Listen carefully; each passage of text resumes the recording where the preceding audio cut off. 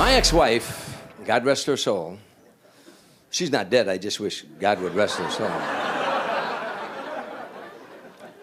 What the hell was her name again? Oh yeah, Plaintiff.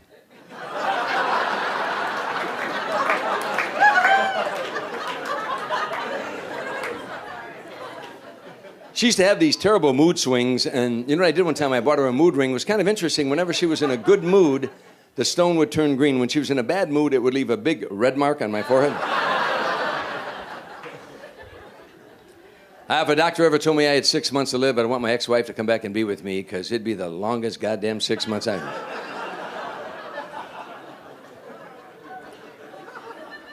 If you're going through a divorce, you have to have a sense of humor.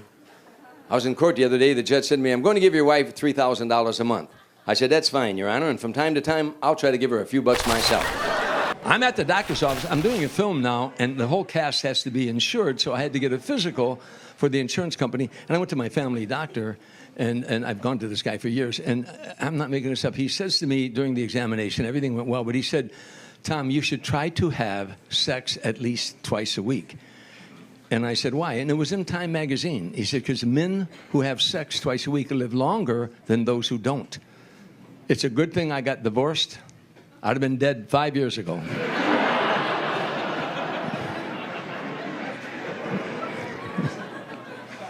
But before I leave the office, he's been my family doctor for years. He goes in a drawer, he pulls out a little package of a sample, 2 blue pills. He said, Tom, you should try this. You're getting up in years. I said, what does this do? What is this for? He said, it'll put lead in your pencil. I said, I don't have anyone to write to.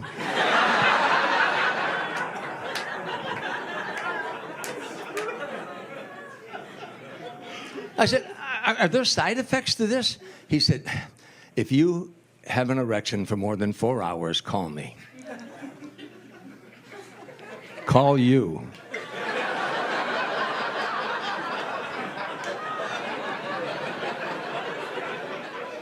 If I have an erection for more than 4 hours, I'm calling a press conference.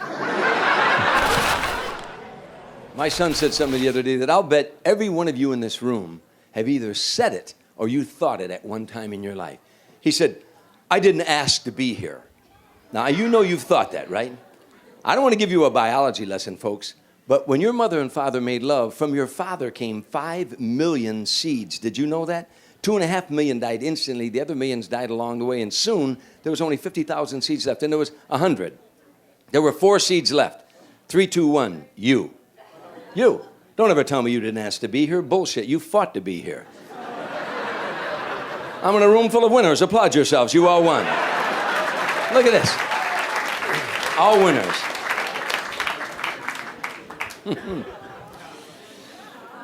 I grew up on the south side of Chicago. I went to an all-white Catholic school. It was in an all-black neighborhood called Our Lady of the Courageous Caucasians. And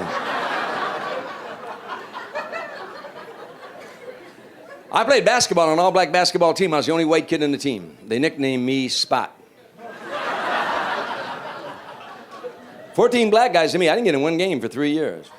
They finally put me in one afternoon, and no one would pass me the ball. They claimed they couldn't see me in the daytime.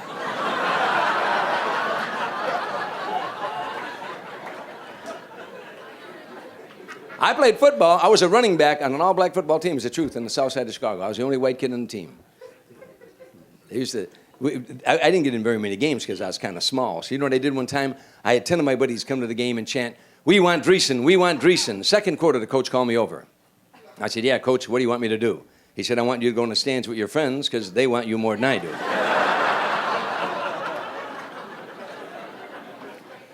We played against another all-black school called All-Gale Gardens. All-black school, and it was in All-Gale. I'm the only white dude on the field. And the other team had their one chant, "Get a white boy the ball." I'm the only white boy in the field. What's interesting about them brothers? We lived 12 miles from them. I never met any of them. And they knew so much about my mother. I have a 24-year-old daughter I'm very proud of because she's so independent. She lives by herself in my house. She's got turtles all over the house. I think turtles might be the one dumbest pet a human being can have. Because, you know, you can't tell if a turtle is dead or alive, you know. Now, I mean, a turtle will lay in one place for 10 days, and just when you're ready to throw it out, it'll make a move. I've got a son just like that.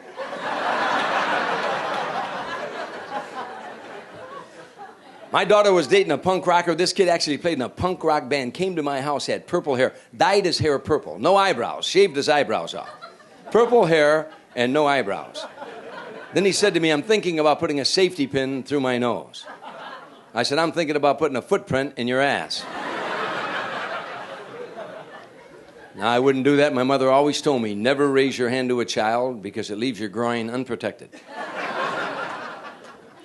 My mother was full of sayings like that. I don't know if your parents were like that. No matter how bad things got, my mom always had some parable or some cliche to get you over the tough times.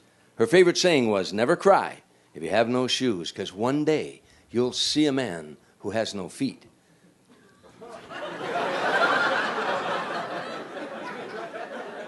I always thought that was stupid. But many years ago, I came out here to Hollywood. I was broke. I was down and out. I was walking up Hollywood Boulevard one day. I didn't have any shoes. I began to cry, and I saw a man with no feet. And I said, you probably got some shoes laying around you're not using.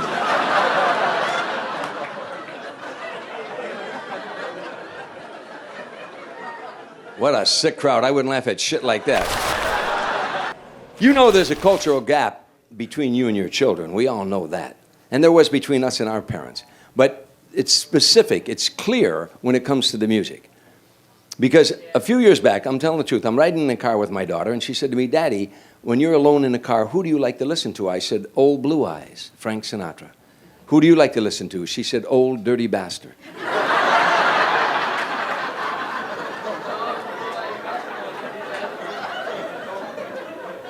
I said, that's not his name. She said, oh, Daddy, yeah, he's a rapper, that's his name.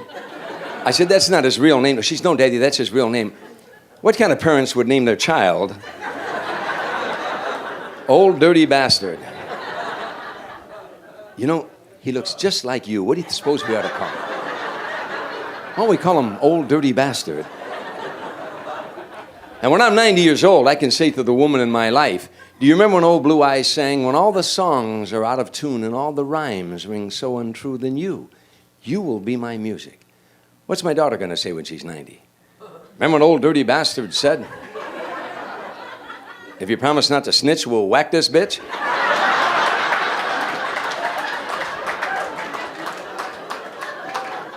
Kind of gets you right here, doesn't it? Now, let me tell you what. I was in a bar the other night. Have you noticed the alcohol industry is now trying to disguise the dangers of alcohol by giving the drink sexy and erotic names? Because I said to the bartender, I'm tired of drinking beer. What do you recommend? There's a woman bartender. She said, how about sex on the beach? I said, well, it's raining outside. But that's a drink. You know, that's vodka, cranberry juice, peach schnapps, some other things. I said, what else do you recommend? She said, how about long, slow, comfortable screw up against the wall? I said, well, we're back indoors now, anyhow. Yeah. But that's a drink. That's Southern Comfort, slow gin, and some other things. I said, what else do you recommend? She said, how about a screaming orgasm? That's a drink. That's Bailey's Amaretto, Bailey's Irish Cream. Imagine getting stopped by a cop on the way home. You've been drinking? I had sex on the beach, a long, slow, comfortable screw up against the wall, and a screaming orgasm. Well, no wonder you're swerving. You're exhausted, for God's sake. And what's that other drink? With the shot glass and the whipped cream? No, thank you. I'm working.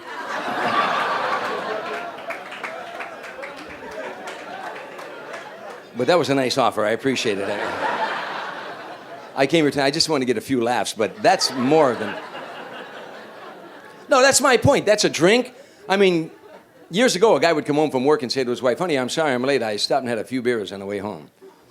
Not today. Honey, sorry I'm late. I stopped and had 4 blowjobs on the way home. Well, sleep on the couch there, fat boy. When I first came out of the service, I was a bartender in a neighborhood bar back in Chicago. If a woman would have ever come in the bar in those days and said, son, would you please give me a screaming orgasm? I'd say, lady, I'd be happy if I can get you to whisper, oh, baby. Nice introduction. To be honest with you, no matter how many years you've been in show business, when you hear an introduction like that, you still get a little bit nervous because you're thinking the audience is saying to themselves, well, come on now. If the guy's been on all those shows or worked all those places, why would he come and work in a shithouse like this?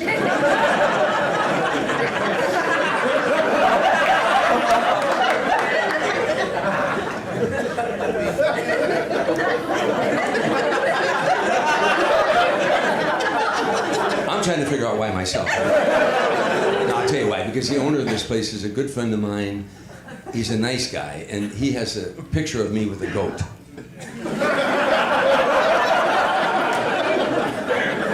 I'll pretty damn well do anything he asks me to do. By the way, you're here on a great day. You may not know this. On this date in 1850, California became a state. At that time, the state had no money. Almost everyone in the state spoke Spanish, and there were gunfights in the streets. So you see, nothing has changed since.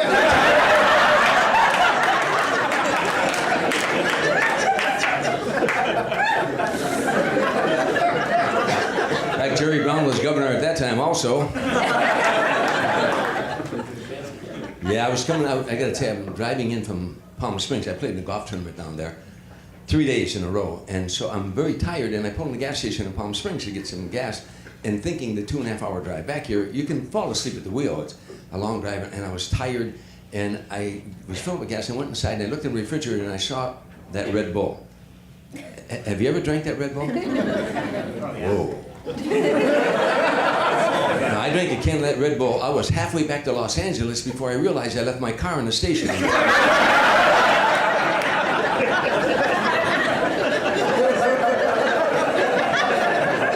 had to call that shit cocaine in a can.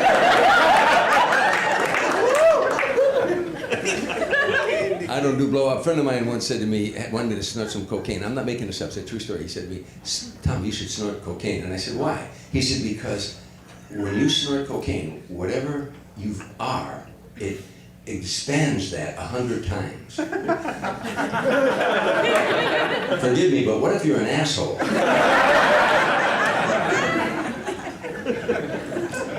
I was working in my hometown, Chicago, and I got searched at O'Hare Airport. Coming in, I think TSA stands for touching sensitive areas. Because I had a choice. I could be patted down or go into that machine and risk radiation. Or be patted down. And to find out, at this stage of my life, that I get aroused when a man touches me. I think if they're going to pat you down, you should be able to pick your pattern. Yeah, line them up.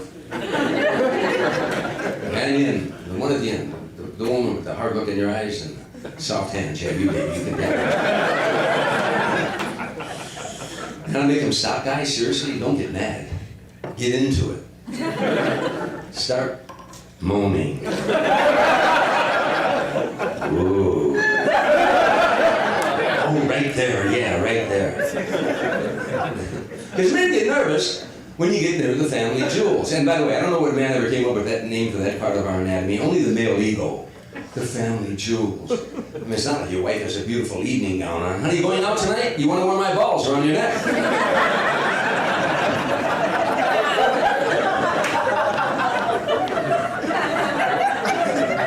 But there's a sense of area. In baseball, I'll let you continue laughing at that. When you smoke dope, it comes a little later to you, doesn't it? That's why I don't smoke dope. I tried smoking dope, seriously, 7 or 8 times. I did this evening in the car on the way over here. No, I don't smoke. Smoking dope always made me paranoid. I smoked dope, I knew 3 words. What was that? I have a buddy named Zigzag, and I'm making that he smoked dope all day long, and the first thing you do when you go home was go all the way through the house, go into the bathroom, and look behind the shower curtain to see if there was a murderer. My question is this: if there was, what's your plan? I don't like to work in front of a marijuana smoking audience. They end up laughing on the way home. Oh yeah, man.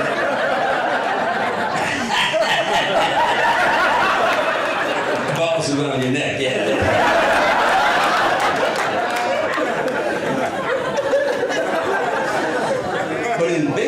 in 1871, men started wearing a cup to protect the family jewels. In 1971 in baseball, it became mandatory to wear a helmet. It took men 100 years to realize the brain is important also.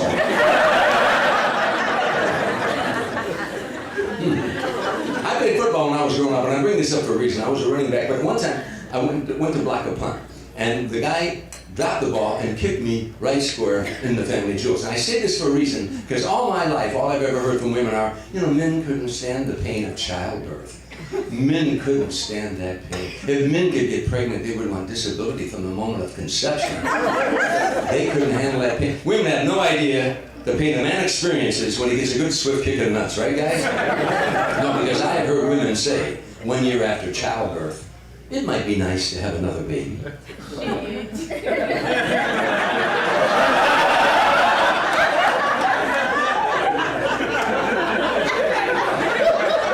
Have you ever heard a man say, I'd be great to have another good swift kick in the nuts? It's interesting, you see a pregnant woman, and people do it all the time, and she's standing there with her husband or her boyfriend. She's pregnant, and people always walk up to her and they pat her on the stomach and say, congratulations. And the guy's at the door. Like we had nothing to do with it. Couldn't we at least get, good job?